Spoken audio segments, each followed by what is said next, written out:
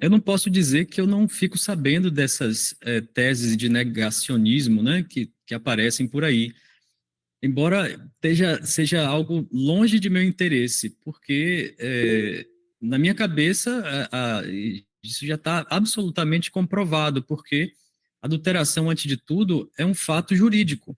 Não somos nós, não é ninguém especialmente que vai mudar o que está na lei, né? A lei ela é muito. Eu preciso, inclusive, né, me demorar um pouco mais nessa questão legal, porque essa questão legal ela está acima de qualquer argumento contrário à adulteração. É simples assim, né? É, a gente não escolhe isso, né? Essa é a lei em quase todos os países do mundo, e quase todos assinaram a Convenção de Berna, né, para proteger os direitos autorais. Então, existem os direitos patrimoniais, né, autorais, que são aqueles ligados à exploração de uma obra intelectual, né? Isso você pode, inclusive, ceder, né? Isso pode ser, assim, objeto de uma sucessão, né, de pai para filho, né? Mas existem também os direitos morais. Esses aí são imprescritíveis e eles continuam após a desencarnação do autor. Então, no caso de uma obra surgida com um novo conteúdo após a desencarnação do autor, não há nenhuma dúvida, zero dúvida, de que se trata de uma adulteração, né? E existem incontáveis razões para a gente explicar isso. Inclusive, isso foi objeto também de um artigo, né? Foi objeto de um parecer na época de alguns advogados que eu nem sei quem são, né? Na época que a adulteração da Gênese foi comprovada, né? E acaso ou não, né, eu sou colega de trabalho de um membro da Associação Brasileira de Propriedade Intelectual, que é Dr. Júlio Nogueira, né? Trabalho com ele desde 2021 e ele, então, é especialista em direito autoral. Foi ele que escreveu esse artigo e no livro Nem Céu nem Inferno ele escreveu mais dois artigos que estão lá nos apêndices e que são fantásticos, né? Porque eles vão direto ao ponto. Então a gente não pode tergiversar com relação a isso, né? A gente não pode escolher, não é matéria de opinião pessoal, né? Se um livro surge após a morte do autor com conteúdo novo, não há nenhuma dúvida de que aquilo é uma adulteração, né? A lei não fica cogitando, mas será que ele queria fazer essa alteração aqui? Será que ele queria mudar isso, tirar aquilo?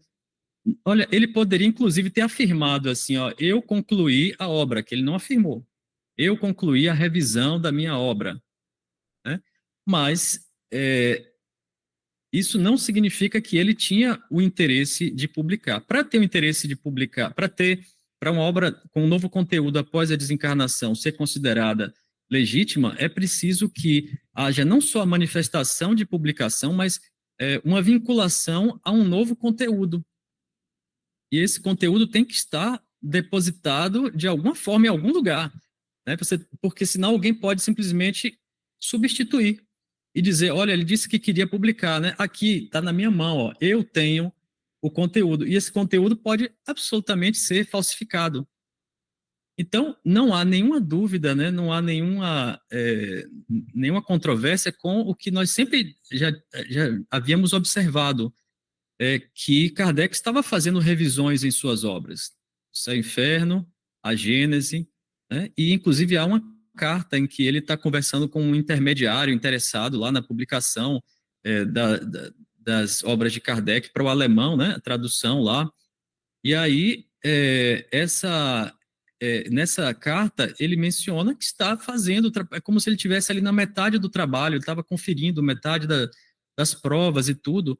Só que acontece que menos de um mês depois, existe uma comunicação dele, uma carta para um amigo, que era também um espírita autor, senhor Bonamy, uma carta do dia 13 de outubro, em que ele diz que por conta dos problemas de saúde, ele precisou suspender todas as atividades que não fossem estritamente necessárias.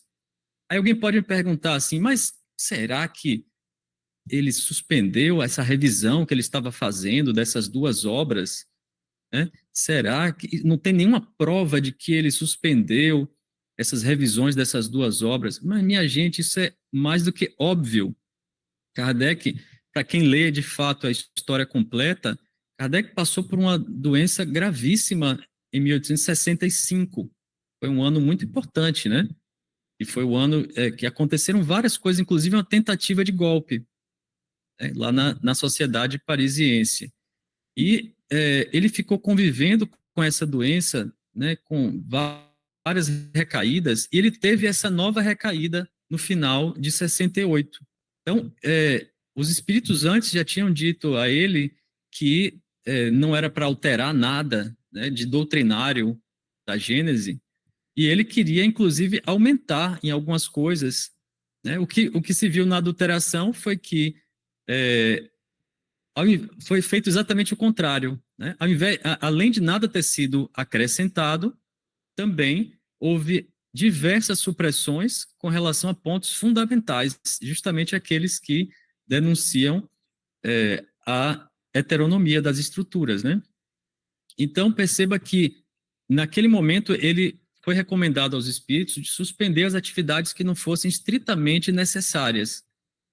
E aí eu pergunto a vocês, assim, como espíritas, o que é que vocês consideram necessário, assim, indispensável? O que é que vocês prefeririam que Kardec mantivesse no trabalho dele? Uma revisão de uma obra, ou de duas obras que já haviam sido lançadas, ou vocês preferiam que ele cuidasse da revista espírita para trazer novos conteúdos e, principalmente, da estrutura que garantiria a continuidade, né, e a perenidade da doutrina espírita no seu trabalho de pesquisa, com novos princípios doutrinários, com novas obras sendo lançadas, né, para que tudo isso acontecesse, né? Essa questão de adulteração e conteúdo original, né, a gente tem se conduzido pela própria autonomia, né? A gente não quer se basear em qualquer tipo de imposição a ninguém, né?